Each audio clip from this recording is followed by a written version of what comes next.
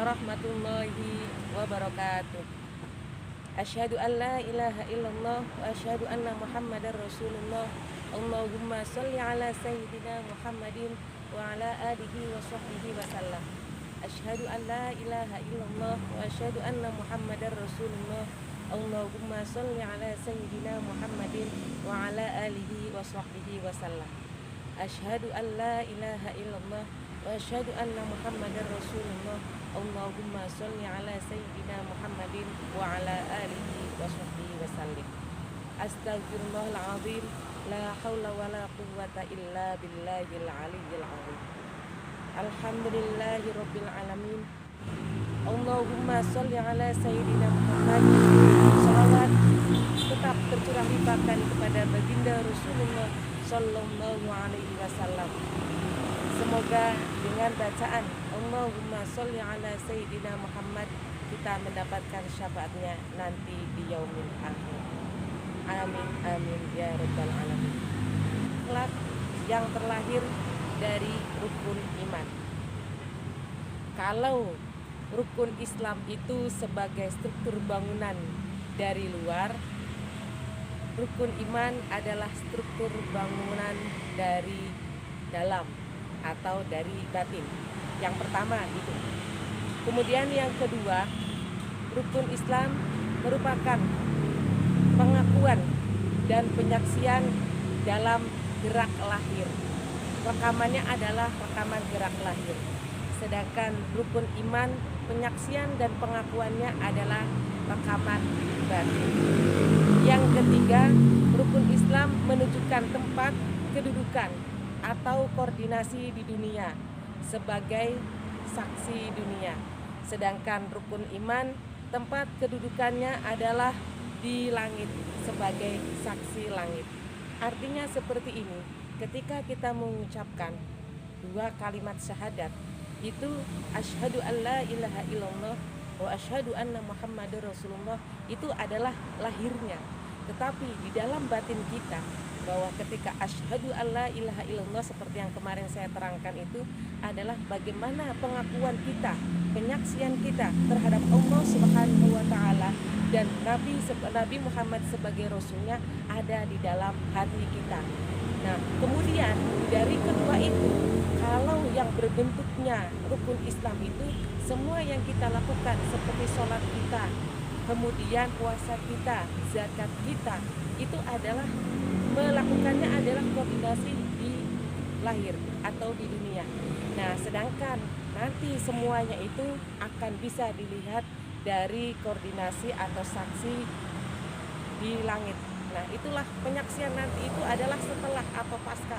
Apakah yang kita lakukan, puasa kita, zakat kita, sholat kita itu benar-benar sesuai dengan sholat yang kita dambakan, ataukah sholat itu hanya sekedar simbolnya sholat, tetapi ketika kita timbang ternyata kita tidak sholat amalnya. Nah, di sini antara rukun Islam dan rukun iman ini nanti akan menghidupkan rukun ihsan. Jadi perpaduan antara rukun iman, rukun Islam itu adalah perpaduannya rukun ihsan. Antara koordinat atau struktur bangunan yang dari luar, kemudian batin, timbullah cahaya. Namanya di sini adalah rukun ihsan. Pengetahuan tentang kenyataan atau kebenaran yang hakiki, itulah rukun ihsan. Kemudian konsekuensi dari lampu ihsan yang tidak menyala adalah ketidaktahuan akan arah dimensi akhirat. Jadi contohnya seperti ini, ketika kita melakukan sesuatu hal yang menurut kita terlihatnya adalah amal akhirat, seperti kita memberikan sedekah kepada orang lain, tetapi tujuan kita supaya kita terpandang, supaya nama kita terkenal, supaya kita punya nama, supaya kita dipuji oleh orang lain. Hal inilah yang kemudian lampu ihsan tidak menyala. Karena apa? Yang sesungguhnya sedekah harusnya dari lahir kemudian batin.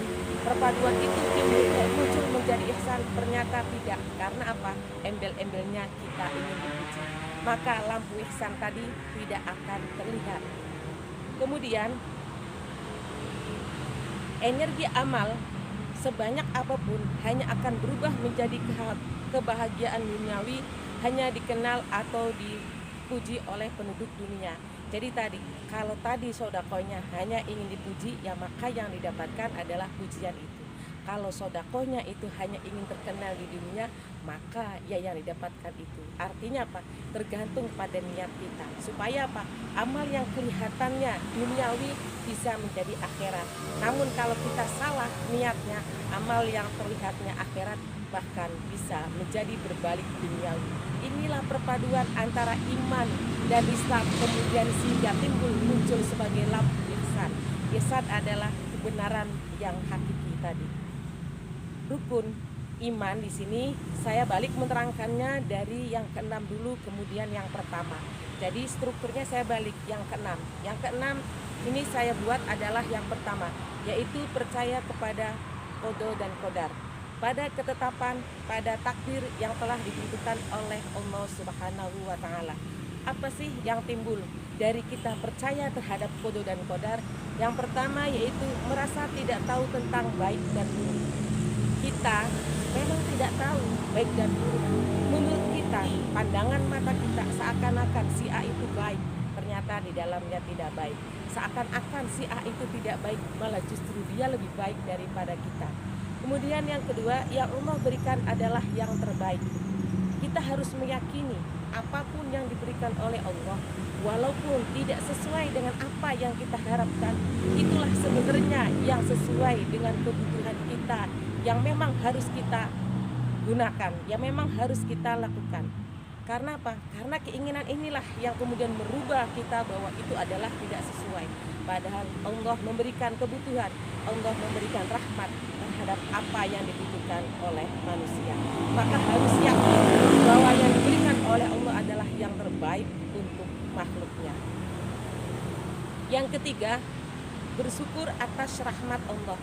Rahmat adalah merupakan kebutuhan, maka kita syukuri. Karena tiap waktu, tiap detik, tiap saat Allah selalu memberikan rahmatnya tanpa pilih kasih di dunia kepada makhluk, kepada siapapun, kepada yang diciptakannya. Yang keempat yaitu tidak boleh menyalahkan orang lain. Sifat yang timbul dari akhlak percaya kepada qada dan qadar adalah tidak menyalahkan orang lain. Karena tadi menganggap kita lebih baik, maka orang lain tidak lebih baik daripada kita. Hal inilah perlu kita beresi supaya apa? Kita memandang semuanya adalah baik. Kenapa? Karena semuanya adalah dari Allah Subhanahu wa Ta'ala. Yang kelima yaitu kita tidak bisa beramal. Sesungguhnya kita tidak bisa melakukan apapun tanpa kehendaknya, tanpa kuasa dari Allah.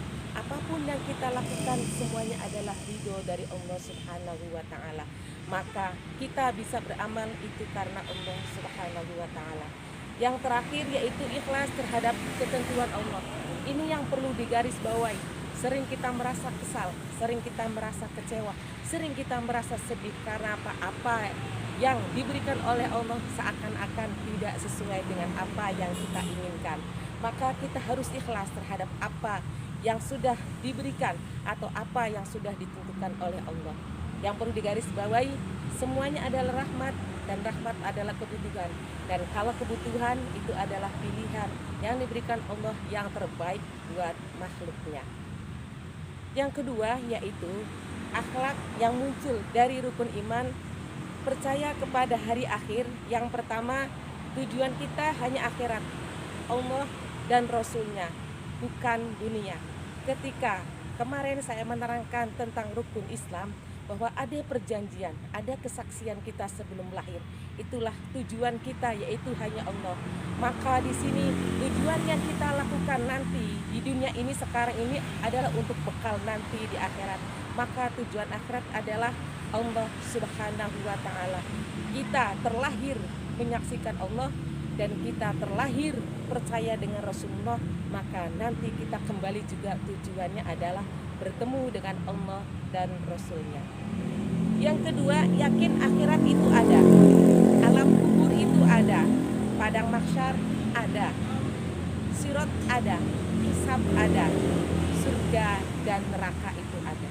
Ini harus perlu kita mulai dari sekarang, bahwa hal itu adalah bukan tidak nyata, semuanya nyata, namun kita belum bisa terbuka, kita belum bisa masuk ke sana.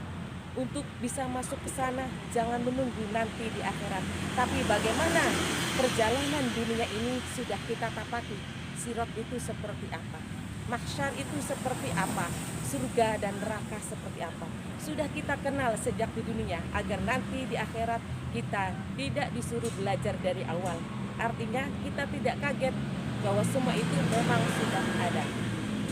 Yang ketiga, menjadi manusia di akhirat dan diakui penduduk akhirat. Ketika kita, badan kita, wajah kita, tubuh kita, semua anggota kita ini adalah sekarang manusia. Tapi nanti di akhirat belum tentu apakah fisik kita itu nanti berubah menjadi manusia, tetap menjadi manusia, atau sebaliknya menjadi yang lainnya, menjadi hewan, contohnya menjadi monyet, menjadi babi, menjadi anjing, dan seterusnya. Itu semua tergantung dari apa yang sudah kita perbuat di dunia. Akhlak kita lah yang kemudian kita menjadi apa nanti, bertemu dengan Allah, bertemu dengan Rasulnya. Untuk itu belajarlah dari di dunia ini supaya kita menjadi manusia di akhirat, manusia yang diakui di hadapan Allah dan Rasulnya, berbentuk manusia yang seutuhnya, manusia yang benar-benar manusia, bukan badannya manusia tetapi akhlaknya hewan. Yang terakhir dari percaya kepada hari akhir yaitu merasa tidak tahu tentang hari akhir. Memang manusia itu terbatas pengetahuannya. Hanya al-alim, Allah Subhanahu wa taala yang Maha tahu. Maka kita tidak tahu bahwa tentang hari akhir itu kapan. Apa sih tentang hari akhir itu? Nah, maka kita pelajari dari sekarang supaya nanti di akhirat itu sesuai dengan tujuannya. Ketika kita lahir menjadi manusia, ketika lahir saksi kepada Allah, maka kita kembali dia berbentuk manusia yang bersaksi kepada Allah. Yang ketiga dari rukun iman yaitu percaya kepada Rasul. Akhlak yang muncul dari percaya kepada Rasul yang pertama yaitu meneladani para nabi atau para Rasul. Kisah-kisah yang sudah kita kenal dari kecil, dari usia TK, dari usia SD, dari pelajaran kita MTS, pelajaran aliyah, bahkan pelajaran di perguruan tinggi. Apakah hanya sekedar menjadi pengetahuan, ataukah pengetahuan ini kita baca, kemudian kita aplikasikan dalam kehidupan sehari-hari, menjadi sebuah ilmu, kemudian kita praktekkan. Kita menjadi belajar dengan beliau, berarti kita meneladani sifat-sifat yang diberikan, yang dicontohkan oleh beliau. Apa sih yang diajarkan? Banyak sekali. Adalah 4, yaitu yang pertama adalah kasih sayang. Bagaimana Rasulullah mengajarkan umatnya untuk selalu kasih sayang kepada siapapun, termasuk kepada binatang. Kemudian ada di sini pemaaf. Rasulullah tidak pernah membenci kepada siapapun, terhadap orang yang membenci dirinya pun Rasulullah bahkan mendatanginya. Kemudian yang ketiga adalah pengorbanan. Yang diberikan oleh Rasulullah bukan hanya hartanya saja, tetapi juga semua jiwa dan raganya. Ketika Rasulullah mau meninggal, apa yang dipikirkan oleh Rasulullah? Mana umatku, mana umatku, mana umatku nanti di hari kiamat. Dan yang terakhir adalah keadilan sosial. Bagaimana kita berperilaku dengan lingkungan ini, bagaimana kita berperilaku dengan semua yang ada di hadapan kita, baik sesama makhluk Allah ataupun kepada Sang Khalik. Kemudian menjadi manusia di hadapan Nabi dan Rasulnya.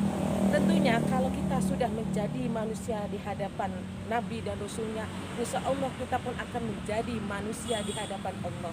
Maka belajarlah dari sekarang supaya kita nanti tidak kecewa ketika kita di akhirat tidak menjadi manusia di hadapan Nabi atau Rasulnya. Kemudian bertemu para Nabi dan Rasul di dunia. Inilah cara yang kita tempuh sebelum nanti di akhirat. Sebelum nanti kita di akhirat mencari siapa sih Nabi kita, justru nanti Nabi yang akan mencari kita. Mana umatku, mana umatku. Maka mulailah dari sekarang supaya kita bertemu dengan Rasul, bukan nanti di akhirat, tapi diawali dari di dunia. Yang keempat yaitu Nabi dan Rasul tetap hidup. Ini harus kita yakini. Kenapa sih? Ya memang Nabi dan Rasul itu masih ada bukan dalam bentuk jasadnya, tapi ajarannya, variabel-variabel yang ada, salah satunya adalah dari pewaris para nabi, yaitu siapa? dari para siddiqin, para syuhada dan para sholihin. Inilah kita mulai tangga-tangga ini supaya apa? Supaya nanti kita bertemu bahwa Rasulullah, bahwa nabi-nabi itu tetap lahir atau tetap masih ada, tetap hidup. Kemudian yang kelima, mendapatkan ridho dan diakui oleh para nabi dan rasul. Perlu kita raih, ridho itu tidak mudah kita dapatkan. Harus kita melakukan ajaran-ajarannya. Dengan cara apa? Memohon kepada beliau-beliau supaya beliau tidak membenci kita. Karena apa? Kalau kita dibenci berarti tahapan berikutnya untuk bertemu dengan Allah tidak bisa. Tetapi kalau Nabi dan Rasulnya ridho terhadap kita, insya Allah jalan untuk ma'rifatullah, untuk bertemu dengan Allah akan ada. Kemudian selanjutnya yaitu mendapatkan syafaat dari para nabi atau para rasul. Ketika kita sudah menjadi manusia, ketika kita sering melafalkan sholawat, ketika kita meneladani kisah-kisah beliau, insya Allah nanti di akhirat nanti kita mendapatkan syafaatnya. Maka dimulailah dari sekarang, bukan nanti di akhirat. Salah satunya seringlah mengucapkan sholawat minimal Allahumma sholli ala sayyidina Muhammad. Kemudian merasa belum atau tidak mendapatkan ridho dari para nabi atau para rasul. Artinya apa? Bukan pesimistis yang kita lakukan, bukan. Tetapi bahwa kita itu tidak pantas untuk mendapatkan ridho itu. Karena tadi ridho itu tidak didapatkan secara mudah. Maka kita merasa bahwa saya itu belum mendapatkan ridho dari nabi dan rasul. Ketika kita merasa belum mendapatkan ridho dari nabi dan rasul, insya Allah apa yang kita lakukan akan semakin giat lagi, apa yang kita inginkan, apa yang kita cita-citakan kita raih. Kalau nanti kita sudah merasa bahwa saya sudah mendapatkan ridho dari Allah, tentunya kita akan berhenti di sini. Tetapi kalau tidak atau tidak merasa mendapatkan, insya Allah akan terus berjuang untuk mendapatkan ridho dari Nabi dan Rasulnya. Yang keempat yaitu percaya kepada kitab-kitab Allah. Akhlak yang muncul dari percaya kepada kitab-kitab Allah, yang pertama yakin kepada kitab-kitab Allah yang gaib, yang ada di Lauh Mahfuz. Yang pertama Taurat, yang kedua Zabur, yang ketiga Injil, dan yang keempat yaitu Al-Quran. Yang kedua, akhlak yang muncul dari kitab-kitab Allah yaitu Taurat, tidak mencintai dunia. Nah, tidak mencintai dunia, maka akal kita tidak merasa tahu, sidik. Kemudian fatona, tidak merasa bisa. Kemudian amanah, tidak merasa memiliki, dan tabligh. Kalau ketiganya itu sudah bisa kita ramu, bisa menjadikan satu, maka kita tidak mencintai dunia. Yang kedua Zabur, yaitu memuji Allah Subhanahu wa Ta'ala, supaya nafsu kita ini bukan nafsul amarah lagi, nafsunya nafsul mutmainnah. Maka di sini kita selalu memuji Allah Subhanahu wa Ta'ala. Yang ketiga yaitu Injil, cinta kasih. Kolbunya tadi itu tidak merasa memiliki, amanah itu. Apa yang kita pakai sekarang, apa yang ada pada diri kita itu semuanya milik Allah. Dan yang terakhir dari kitab yaitu adalah Al-Quran. Gabungan semua kitab yaitu adalah tabligh. Dari kitab Taurat, Zabur, Injil, nanti munculnya adalah Al-Quran, tabligh, perpaduan dari tiga kitab itu. Yang ketiga dari percaya kepada kitab Allah, akhlak yang muncul yaitu belajar dengan kitab-kitab Allah, dimulai dari Taurat, dimulai dari tidak mencintai dunia. Kemudian kalau kita sudah tidak mencintai dunia, maka yang kita puji nanti hanya Allah. Setelah kita memuji Allah, maka timbul kasih sayang kepada sesama. Dan kemudian apa yang kita inginkan itu didapatkan. Dan yang keempat dari percaya kepada kitab Allah yaitu kitab Allah yang aktif dan kitanya yang pasif. Jadi nanti kitab Allah yang bukan kita baca, tetapi Al-Quran yang membaca kita. Jadi kita posisinya pasif, bukan membaca, tapi dibaca oleh kitab Allah. Dan yang terakhir, merasa belum bisa dan tidak tahu tentang kitab-kitab Allah. Kalau sesuatu yang kita lihat, yang kita rasakan itu merasa belum bisa, merasa belum tahu, insya Allah nanti Allah yang akan memberitahunya. Kemudian yang kelima yaitu percaya kepada malaikat. Akhlak yang muncul dari percaya kepada malaikat yang pertama yaitu yakin. yakin adanya para malaikat, terutama yang sudah diketahui, yaitu ada malaikat Jibril, ada malaikat Mikail, ada malaikat Israfil, ada malaikat Israil, malaikat Munkar, malaikat Nakir, malaikat Rokib, malaikat Atid, malaikat Malik, dan malaikat Ridwan. Yang sudah kita hafal, malaikat itu ada 10. Kemudian mengetahui tugas-tugas malaikat. Mengetahui tugas-tugas malaikat, yaitu di sini ketika malaikat itu adalah malaikat sipil, malaikat yang memberikan pemahaman atau ilmu dari Allah melalui beliau. Nah, kemudian malaikat Mikail, malaikat yang memberikan rahmat, yang memberikan rizki kepada kita.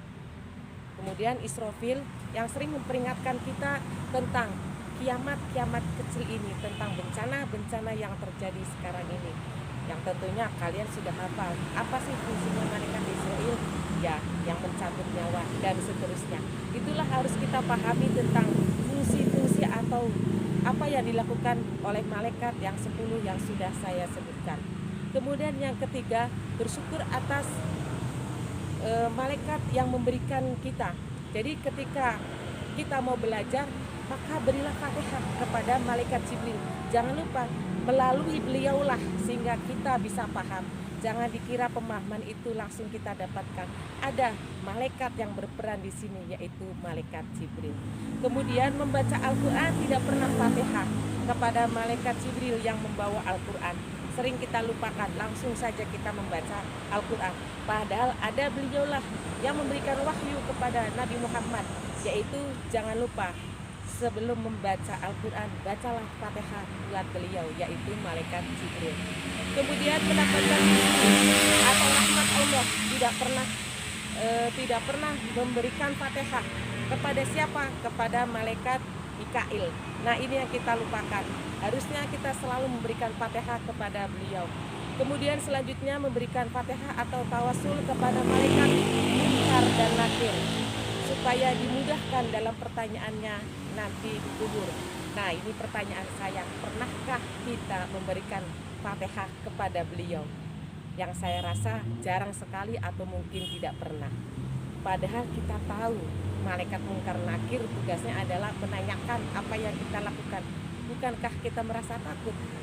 Nah, untuk itu maka mulailah dari sekarang berilah Fatihah kepada beliau. Kemudian yang terakhir memberikan Fatihah kepada malaikat Rokib dan Atid agar dimudahkan dalam mengerjakan kebaikan, supaya apa yang kita lakukan ini dibimbing, tidak sekarang tidak semaunya sendiri. Yang terakhir yaitu percaya kepada Allah. Akhlak yang muncul yang pertama adalah Allah adalah tujuan kita.